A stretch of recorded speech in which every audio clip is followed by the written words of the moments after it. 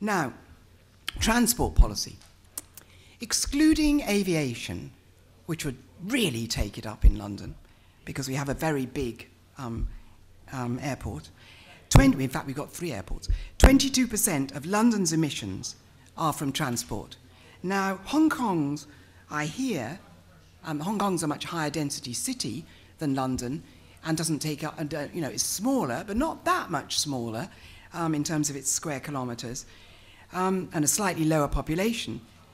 Hong Kong's at 18, I understand. 18% of your CO2 is from transport. Now, both these cities have relatively low emissions from transport, and that's probably because of the density and the policies. London, I've done John's point. We're hoping to accommodate a growing population. I think this is where we differ, because London's at 7.6 million, Hong Kong's at about 7, and we're going up to nearly 9 million over the next couple of decades. And we want to accommodate that population in London, because that's a sustainable way to do it. We don't want them all travelling in from outside. And the way we're going to do it is or the way we set out to do it, because we've done a lot of it, is by vastly improving. Remember, I'm talking 10 years on from where all the thinking was. I want to show you what we've done in 10 years. A vastly improved and extended public transport system. And co-locating development, mixed use, mixed tenure, right next door to the public transport hubs. The concept of live, work, play, high-density development. And the idea of this was to get people out of their cars and reduce the use of private vehicles and make sure that people were encouraged to walk, to cycle, and of course to use public transport. And it's much less polluting that way. It also addresses, so what you're talking about here is addressing an equity issue. 37% of households in London don't have a car. If they're stuck on the bus, which is gridlocked, what does that mean for equity? So you're talking about, and everyone uses the sidewalks, and everyone breathes the air. So you're talking about something which is very important socially and environmentally.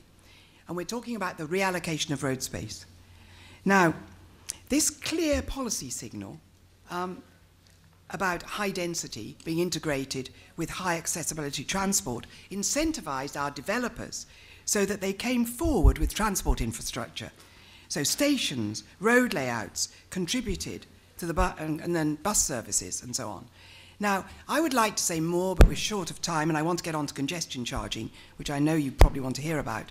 So I'm going to not talk about how we've been funding our our large-scale rail scheme. And I'm going to go on now to talk about the way we set about doing our investment. You have to focus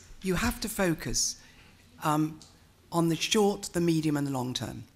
Now, we wanted a rail renaissance, and we're getting on with that. And that rail renaissance takes a long time. And we want to do something rapid in the short term, so we invested in buses. And we brought, the main focus then was in buses. Massive investment in buses. The use is up by 45%. More routes, more bus lanes, and more night buses, which is very important for women. Draconian enforcement of bus lanes. Pricing. Under 18s and over 60s go free on the bus, and in many cases on the tube. 70% of people now travel with an Oyster card. The world's your oyster, and this is cashless travel. You pay up front. It speeds up the buses. Investment in walking, pedestrianisation. Lots of investment in cycling, 83% increase. And the new mayor has just introduced free bikes. Green travel plans for schools, for businesses, public information awareness, tight parking controls, and congestion charging. We introduced that in 2003. Now, congestion charging is probably London's most radical initiative. It was at £5 a day in 2003. It's £8 now. It's going up to £10 a day. Importantly, there are many exemptions. 23% are exempt from that. And that includes military vehicles. It includes buses, coaches, motorbikes, mopeds, emergency vehicles, health vehicles, and also, very importantly, electric hybrids, dual fuel cars, hydrogen-powered vehicles, and we've catalyzed a market. Through that exemption from the charge, we've catalyzed the markets. And lots of white man van have changed their engines, not because it's cheaper, but because they like the psychology of going free. So there's been a huge shift in purchasing patterns. The results have been that there's 70,000 fewer cars entering the zone. That's a third. Cars entering is down by a third. Congestion's down by a quarter. And all traffic entering the zone is down by a fifth. Now, all traffic, that variation between cars and all traffic is because, of course, more taxis, more buses, more motorbikes. It's not affected the economy of the city. London's streets look and feel a lot better. It's helped tourism. PM10s, NO2, CO2 emissions are all down. And without the congestion charge, of course, we would have had traffic gridlock in central London and even worse air pollution. Now, it was introduced in the face of hysterical press opposition, with the majority of Londoners not wanting it. It's been, in fact, a great success, the central zone. We did extend it to the west, and it now enjoys popular support from around 2/3, and all political parties support it. I just want to make a point. I hear politicians all the time saying, and we have a community person on the platform saying, Nicky, you've got to wait for the people. The people have got to want these things. Now, we'd never have had congestion charging if we'd waited for the people. And in fact, what you need is a progressive minority, very, very bold, courageous leadership. You come in, you take the action, you take radical action, and the consensus comes after that. Now, some of the lessons learned. The role of the private sector. I did the research for the congestion charge as part of a traffic reduction study in the 90s, before we had London government. I took it to our business partnership. Now, London has a very strong business partnership, ditto New York. And the big London First, it's called, works with the London Chamber of Commerce, the London CBI. And we went to them, and they took it into, they liked it, because, of course, congestion was costing $2 billion to the businesses per annum in delays. They took it to government. Government put it into the Act that set up the GLA. It was up to us if we wanted to do it, and we did. So, without the business community, there'd be no congestion charge. Public acceptability has come through the fact that every penny is hypothecated, doesn't go into the exchequer, it goes to better public transport. It goes to making the choices better for everyone. It's changed perception, but the bus industry was on its knees. I don't know if you know this, but Mrs. Thatcher famously said, if you're seen on a bus after you're 30, you're a loser in life. So we inherited a bus industry which only low-income people would go on, and women. And what happened is that after congestion charge, men in pinstripe suits would come up to me and say, well, I haven't got one on today, but I do wear them. And would come up to me and say, Nicky, we would never, ever take our car in now. The bus is so amazing. It gets there so fast. It's so, you know. And, of course, we made the buses much more comfortable, etc. So it's an example of how regulation, you know, I spent a lifetime trying to change attitudes. Regulation changes behavior, changes attitudes. And the other thing, the last point on congestion charge is the integration of many policies and measures. Now, this is really important. This bears out the point that Gordon made about integration. It's political leadership, vision, the London Plan policies, co-locating development and transport, draconian enforcement of bus lanes, investment in all those things I mentioned, pricing and marketing, communication, the congestion charge. And this combination has led to the fastest shift out of the car onto bikes, bus and feet in any major city anywhere in the world, almost 4%. Now, lots of cities have got much bigger shifts.